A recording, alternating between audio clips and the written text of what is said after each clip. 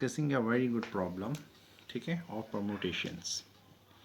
यहाँ पे आप इस वर्ड मैथमेटिक्स को कितने वे में अरेंज कर सकते हैं, पहला पार्ट है आपका ये। तो जब भी बेटा किसी भी क्वेश्चन में यू कैन सी जो मैथमेटिक्स है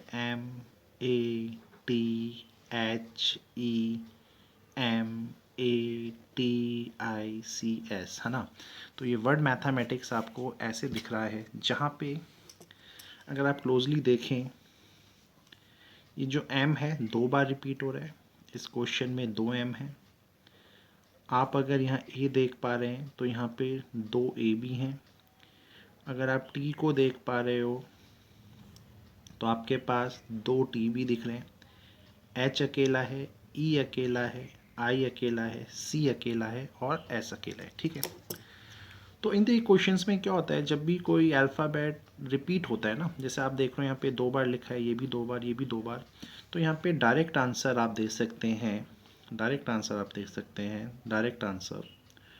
और वो आंसर क्या होता है कि पहले तो आप टोटल काउंट करिए कितने अल्फ़ाबेट्स हैं।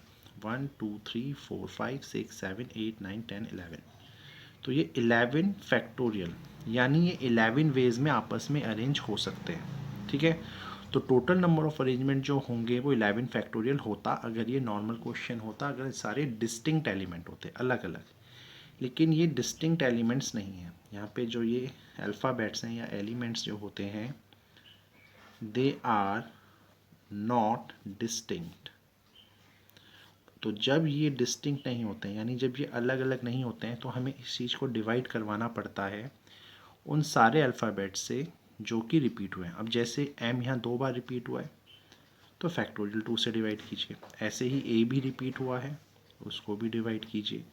t भी रिपीट हुआ है और उसको भी डिवाइड कीजिए। So this is your answer. Total number of जो यहाँ पे अरेंजमेंट्स हैं मैथमेटिक्स के वो हैं ये। तो this is your answer number 1, ठीक है।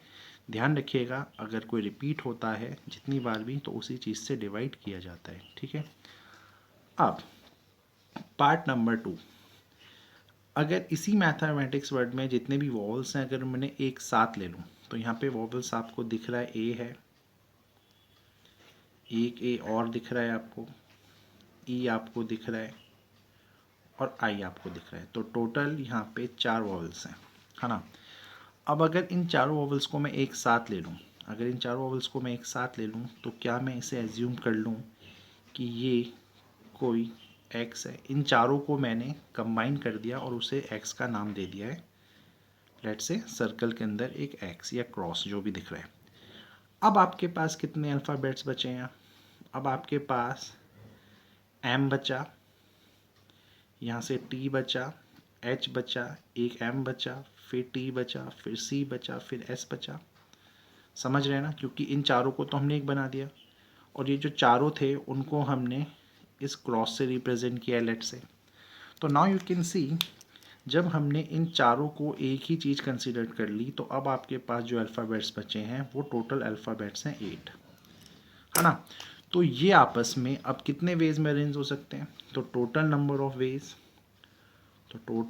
ऑफ वेज जब आप देखेंगे, अब ये 8 अल्फ़ाबेट्स हैं तो आपस में फैक्टोरियल 8 वे में अरेंज हो सकते हैं। बट यहाँ पे भी क्या कंडीशन है बेटा, एम एम टी और टी ये फिर से रिपीट हो रहे हैं। तो m 2 बार रिपीट हो रहा है तो फैक्टोरियल 2 से डिवाइड करो। t भी 2 बार रिपीट हो रहा है तो फैक्टोरियल 2 से डिवाइड करो। यहाँ तक कोई गेम में प्रॉब्लम? ठीक है। तो इतने नंबर ऑफ वेज में ये सब अरेंज हो सकते हैं। बट एक चीज़ अपने ब्रेन में रखिएगा कि ये जो आपने x लिया था, ये जो 4 एलिमेंट्स है या 4 अल्फ़ाबेट्स आपने जिस x को बनाया था, ये भी तो आपस में अरेंज होंगे ना यार। तो जब आप इन्हें अपने ब्रेन में अरेंज करेंगे तो आप कैसे करेंगे? ये 4 अल्फ़ाबेट्स हैं तो फैक्टोरियल 4 वे में अरेंज होंगे, जिसमें कि ये a 2 बार रिपीट हो रहा है तो आप डिवाइडेड बाय 2 करवाएंगे फैक्टोरियल 2 से, है ना। अब क्योंकि ये एक साथ चीज़ें हो रही हैं, इनका अरेंजमेंट एक साथ ही हो रहा है, तो आपको यहाँ पे इस चीज़ को जो आपने फर्दर एक्स का अरेंज किया है उसको यहाँ मल्टीप्लिकेशन में लिखना पड़ेगा। और अब आपका ये आंसर आ चुका है। ठीक है, आई होप क्वेश्चन क्लियर होगा। नॉर्मली स्टूडेंट क्या मिस्टेक करते हैं, वो इस चीज़ को फर्दर अरेंज करना भूल जाते हैं। आप लोग यहाँ तक पहुँचते हैं, यहाँ तक सब स्टूडेंट पहुँचते हैं, कोई गलत नहीं करता है, लेकिन जो फर्दर इस चीज़ को भी अरेंज करना है, क्योंकि ये भी तो अरेंज होके आपस में बैठेंगे ना यार। एक वर्ड बाई चांस यहाँ MTH MTCSA है, हो सकता है अगली बार ई आ जाए, फिर आई आ जाए, तो इनका भी अरेंजमेंट बनता है बॉस। ठीक है, तो that is why total number of ways are ये हो जाएंगे। I hope this question is clear to you. Thank you.